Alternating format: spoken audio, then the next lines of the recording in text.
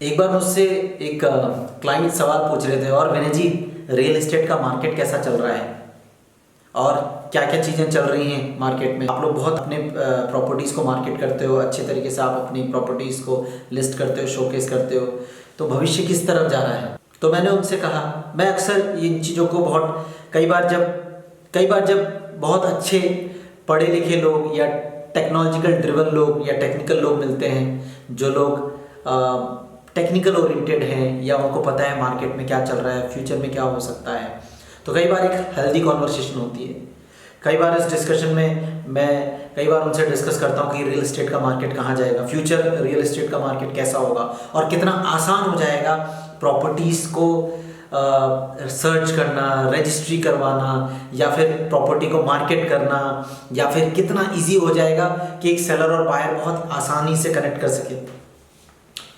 शुरुआत में बहुत सारी, अगर इंडियन कंपनीज की बात करें तो शुरुआत में बहुत सारी कंपनीज आई जो आज तक जिन्होंने एक बड़ा मार्केट ऑक्यूपाई कर रखा है, जैसे मैजिक ब्रिक्स हो गई, 99 एकर्स हो गए, हाउसिंग.com हो गए। ये सब बहुत सारी कंपनीज हैं जो ये सब लिस्टिंग प्लेटफॉर्म्स हैं। कई सारी ब्रोकरेज बेस्ड फॉर्म है जैसे स्क्वायर यार्ड हो गई, या कई सारी ऐसी कंपनीज हैं जिन्होंने ब्रोकर्स के मायने को ही हटा दिए, जो कहते हैं ब्रोकर्स का रोल ही नहीं है, हमको रोल ही खत्म करना है, नो ब्रोकर्स जैसी कंपनी। तो कई सारी कंपनीज ऐसी आ गई हैं जो लोग मार्केट को समझ रही हैं, टेक्नोलॉजी को समझ रही हैं और उसी हिसाब से अपने आप को डेवलप कर रही हैं, उसी हिसाब से अपने आप को अपग्रेड कर रही हैं, फ्यूचर को ध्यान रखते हुए, फ्यूचर के कस्टमर को ध्यान रखते हुए। तो कई बार ऐसा मेरी डिस्कशन हो जाता, 2-3 बार मैंने जिक्र भी किया है अपने क्लाइंट्स के साथ, अपने कलीग्स लोग के साथ जो कि हमारे रियल एस्टेट बिजनेस में हैं, रियल एस्टेट डोमेन में हैं। एक डिस्कशन मैं आपसे शेयर करने जा रहा हूँ, future of real estate. Future of real estate कैसा होगा, भविष्य में रियल एस्टेट मार्केट किस तरह से काम करेगी। अगर आप एक रियल एस्टेट ब्रोकर हो और आपको अपनी प्रॉपर्टी मार्केट करनी है, सपोज आपके पास कोई प्रोजेक्ट है और आपको उस प्रोजेक्ट को मार्केट करना है किसी रिमोट लोकेशन में बैठे हुए व्यक्ति को, आज तो आप कैसे कर रहे हो, आप उसे मैजिक ब्रिक में अपनी पिक्स डाल रहे हो प्रॉपर्टी की, वो वहाँ आता है देखता है, या अपनी वेबसाइट बना के वहाँ आता है देखता है, या आपने एक यूट्यूब में वीडियो डाल दिया उससे शेयर कर दिया वो देखता है, या आपने इंस्टाग्राम में पिक्स डाल दी पोस्ट कर दिया वो देखता है, फेसबुक में वीडियो डाल दी वो देखता है। मतलब आज के टाइम में तो आप सोशल मीडिया प्लेटफॉर्म से उनको शेयर करते हो, लिंक शेयर करते हो, या वो आके खुद ब खुद ऑर्गेनिकली आपकी वीडियोस देखते हैं, फोटोज वगैरह, कंटेंट वगैरह कंज्यूम करते हैं और देखते हैं कि हाँ भाई ये प्रॉपर्टीज हैं सो एंड सो लोकेशन में। फ्यूचर किस तरह का होगा आपको पता है।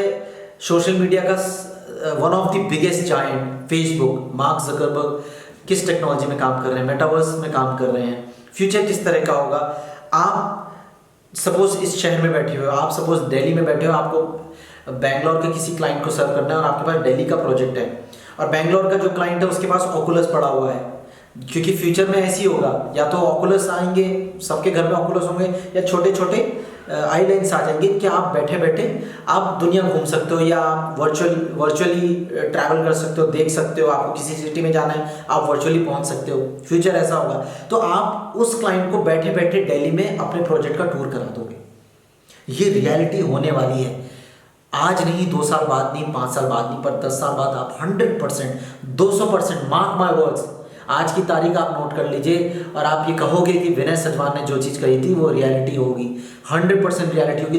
आप 10 साल बाद देखिएगा मैक्सिमम कंपनीज, मैक्सिमम जितनी भी बड़ी बड़ी कंपनीज, हो सकता है आपको 4-5 साल में भी दिख जाए, बट 10 साल बाद ये आम बात हो जाएगी।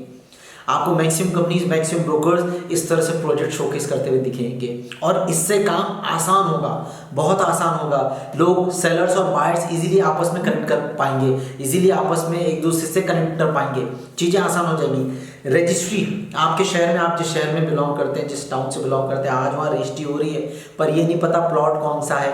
रजिस्ट्री तो हो जाती है, चली जाती है, रजिस्ट्रार रजिस्ट्री कर लेता है, वो थोड़ा ना देखने आ रहा है कि रजिस्ट्री कहाँ हो रही है, बट बस वो देखता है कि खसरा नंबर कौन सा है, खाता नंबर कौन सा है, क्या चढ़ा हुआ है, पुराने रिकॉर्ड्स क्या हैं, हाँ भाई ठीक है रजिस्ट्री कर दी। बट फ्यूचर में क्या होगा कि आप ऊपर सैटेलाइट से मॉनिटर कर पाओगे कि आपका प्लॉट एग्जैक्टली कहाँ पे और किस प्लॉट की रजिस्ट्री हो रही है। ये आपका जो रजिस्ट्रार ऑफिस है वो भी देख पाएगा, जो रजिस्ट्री कर रहा है, एडवोकेट भी देख पाएंगे, जिनसे आप लीगल सर्विसेज ले रहे हो वो भी देख पाएंगे।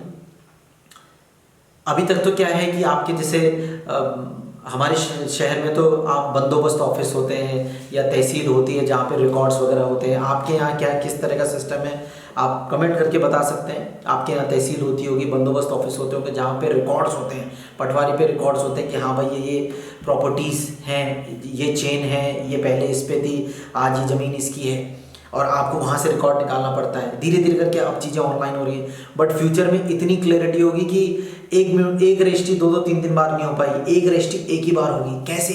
ब्लॉकचेन टेक्नोलॉजी की मदद से। This is the future of real estate business. Future में ब्लॉकचेन टेक्नोलॉजी का बहुत ज़्यादा यूज़ होगा, जहाँ पे मैं अगर एक बार कोई रजिस्ट्री कर रहा हूँ तो दूसरी बार उसकी रजिस्ट्री नहीं हो पाएगी। कुछ भी कोशिश कर लो आप, वो मान्य ही नहीं होगी। मतलब इतना चीज़ें ईजी हो जाएगी, इतनी चीज़ें आसान हो जाएगी। कैश का जो यूज़ है वो बहुत कम हो जाएगा, बहुत कम। ज़्यादातर चीज़ें वाइट पे बेस्ड रहेंगी, वाइट की ट्रांजैक्शन बहुत ज़्यादा होंगी। This will be the future of real estate. तो बायर्स और सेलर्स इजीली कनेक्ट होंगे, आपके जो लीगल प्रोसीडिंग है वो बहुत आसान हो जाएंगी, बहुत सारी चीज़ें बहुत इजी गोइंग हो जाएंगी। एंड प्लीज़ आप कमेंट करके बताइए आपको क्या लगता है फ्यूचर ऑफ रियल एस्टेट क्या होगा, क्या चीज़ें आएंगी फ्यूचर में जो कि बहुत बड़ा इम्पैक्ट लाएगी रियल एस्टेट बिजनेस में। कमेंट करके ज़रूर बताइएगा।